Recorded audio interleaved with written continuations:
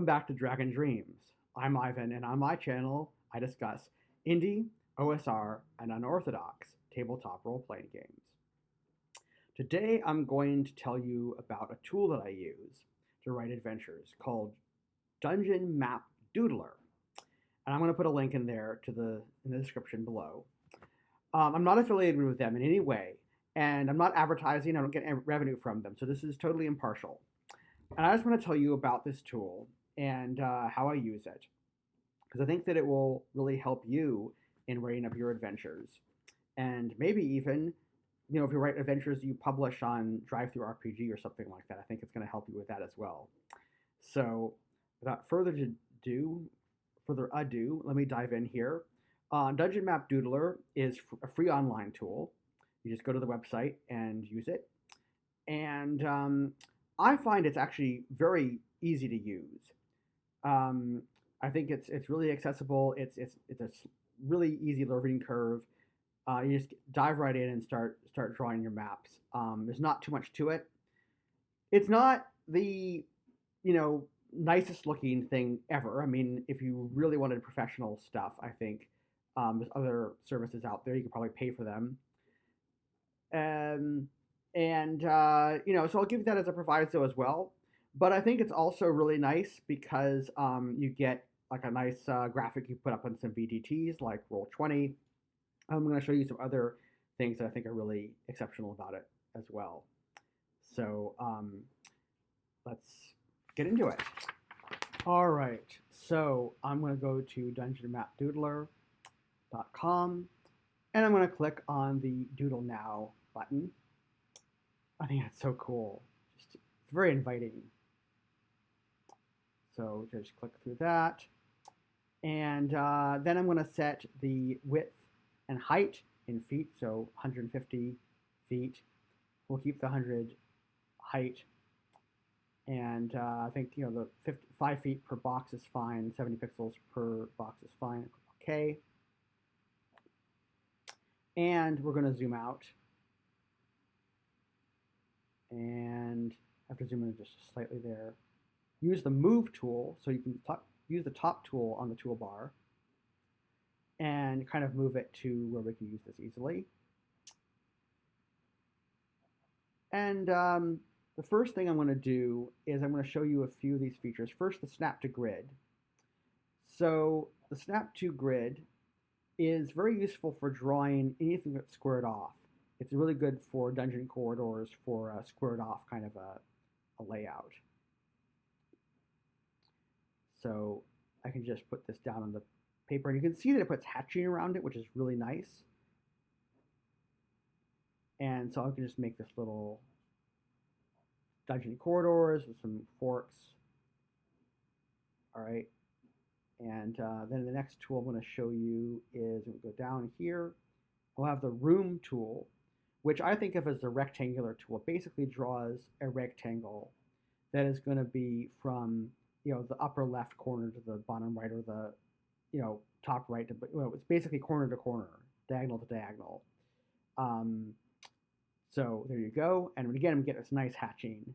It really kind of integrates it with the corridors that I made before, which I think is great. And next I'm going to show you the Shape tool. I really think they should have called this the Polygon tool, because it's a little bit difficult to understand. But basically, it makes polygons rather than rectangles. So if we want to have a circular room, for example, they don't have a circle tool, but we can crank up the number of sides to as much as 20. And that's going to give us something kind of close, a close approximation to a circle. So let's move the toolbar out of the way. And the other thing is that you don't go from the edge, you go from the center, which I find a little confusing because the rectangle tool is from corner to corner. So we have to kind of figure out how we're going to make the center of this, kind of count it out from the edge we want to use. And let's find this good center here. And then we draw it out. And there, boom. All right, now we have this nice kind of circular room, a little bit rough hewn. That's okay. It doesn't have to be all that amazing. And then there's another tool I want to show you for drawing out the basic dungeon layout. And that's the freehand or free draw tool, which is here. And this is really great for drawing caves. So if we just go down here, you see there's a circle, and it's just freehand. So you could just draw like little tunnels, and we could do like a cave complex. Maybe, yeah, let's make it join up with the right. Yay, that's cool. I really like that. We could leave some of the kind of like the detritus of the stuff that didn't get totally erased there as little places for bad guys to hide, maybe. So that's looking nice as a little cave complex that's in there. So next I want to show you the stamps tool. And so the stamps tool is going to be, you go to, and we can fold up the decor, and that brings us down to doors. I happen to like this one, so we can bring this, you'll see it appears right there underneath your cursor. And we can put a little door down there. And let's put a door down at the entrance. Now, that is vertical, and we want it horizontal. So all we have to do is we just hover over it, and you'll see that it turns blue. And then you'll see there's a pink circle, which you can drag and drop. And because it has snap to grids on, it's going to snap to 45-degree units. So I can bring it around 45 degrees, 90 degrees. And there we go. Now we have our horizontal door. And finally, let's put a door up. Let's put a door up here. Okay, into the cave. And once again, we have to rotate it around. So we do that pretty easily. And there we go. That's looking pretty nice. Now I have something else in mind for the circular room. The circular room looks kind of big and grand to me. So I think it deserves a double door. Let's try a double door. Okay. Now that doesn't look very good. There's something wrong. I think the problem with that is that the line that drew the circle is kind of bad. So you'll see I clicked on the icon and I clicked trash.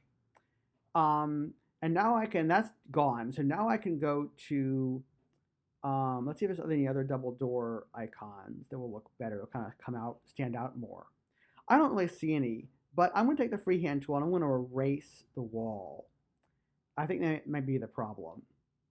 I'm not sure why it drew a wall there, because with the square tool or rectangle tool, it didn't draw a wall. It just kind of extended it and gave me room to put a door in.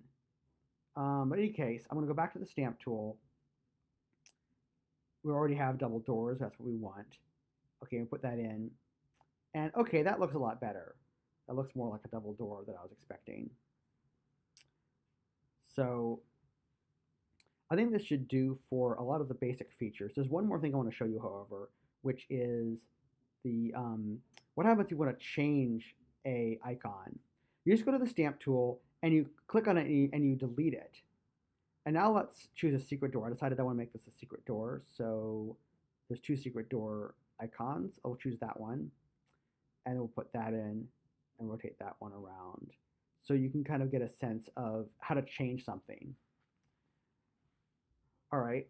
And then the next step is we need to key the dungeon in some way. Now, you could use some text. So we could click on the text tool and place some text in there. So, oops, I somehow accidentally, I don't know what I did. What did I do here? I clicked something wrong. I beat. If any of you have seen High Anxiety, Mel Brooks. Okay, there I am. There I'm back. Okay, so let's go get the text tool again. And I have to just kind of scroll down to it. So there it is. And I could use it in several ways. I could just put in the names of each one.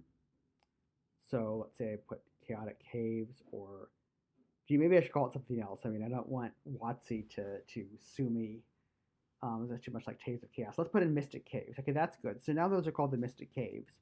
I could also put just a number down, which I think is more common in a lot of these, because if I put down Mystic Caves, I mean, that's going to clue in the players.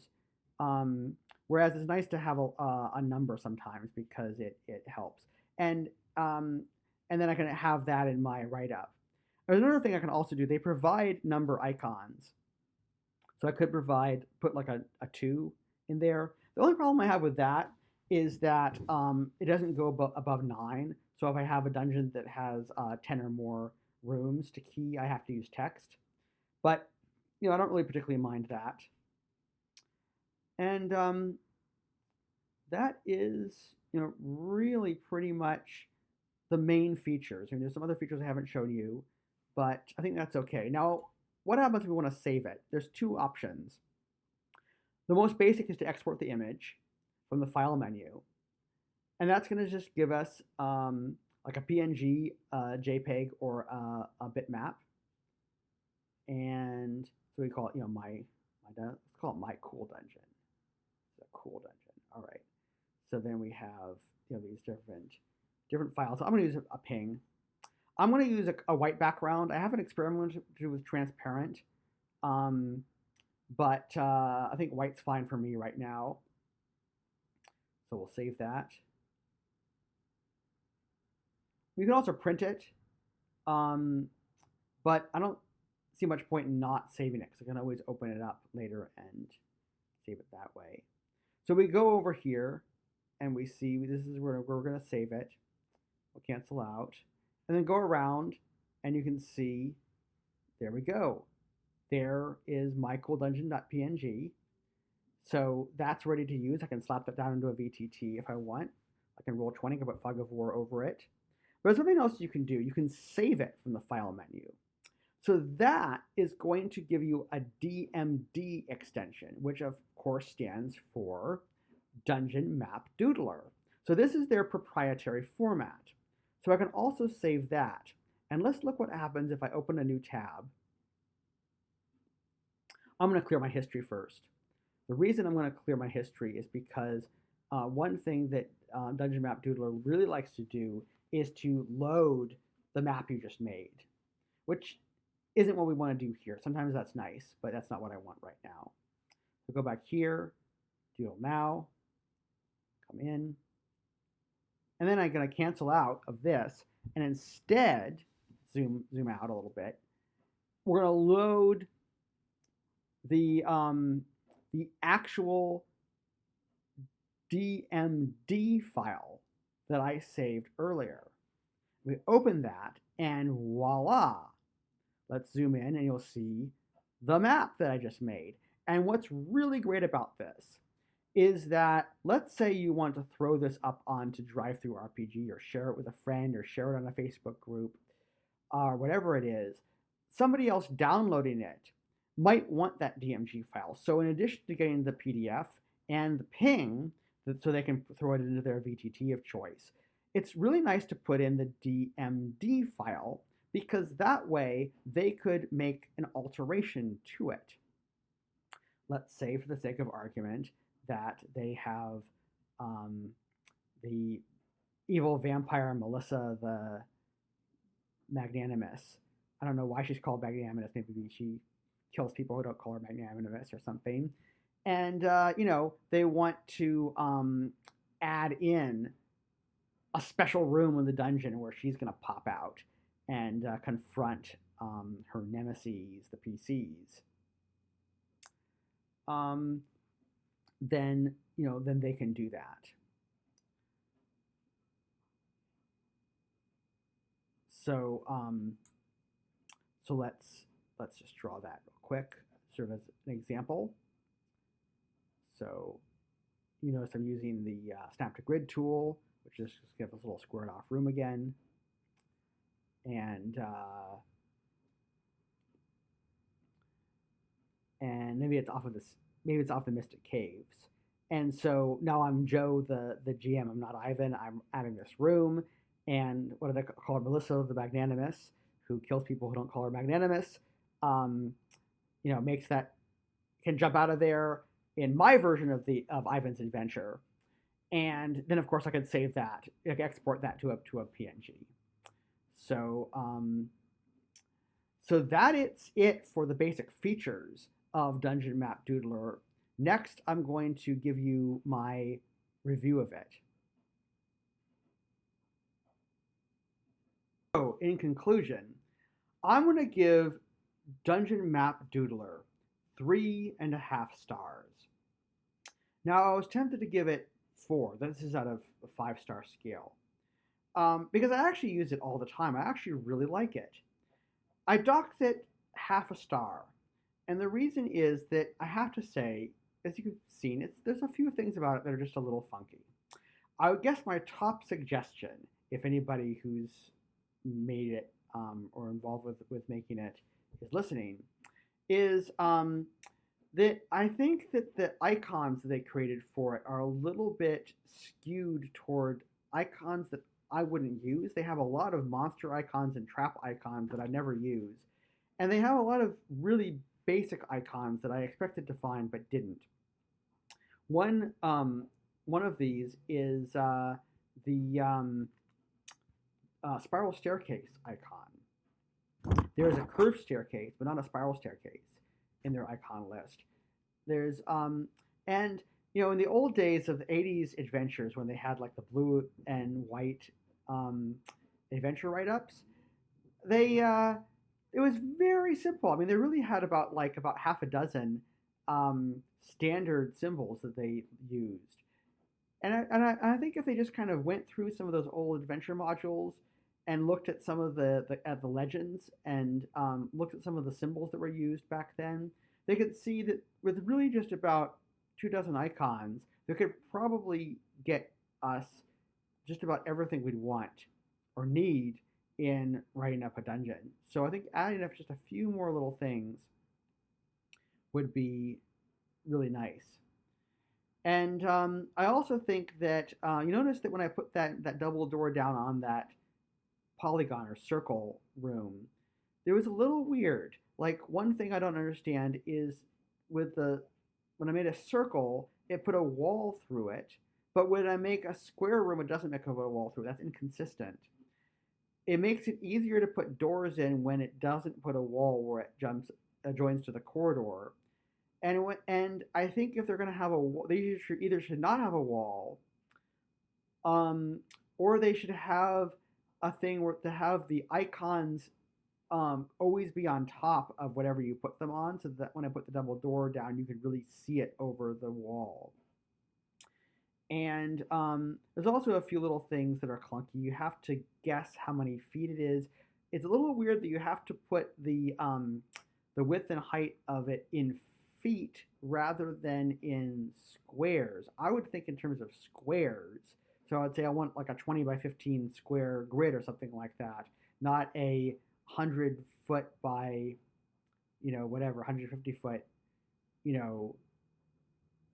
foot grid. Because then I have to kind of think how many feet each square is and multiply it. There's a few little weird things about it.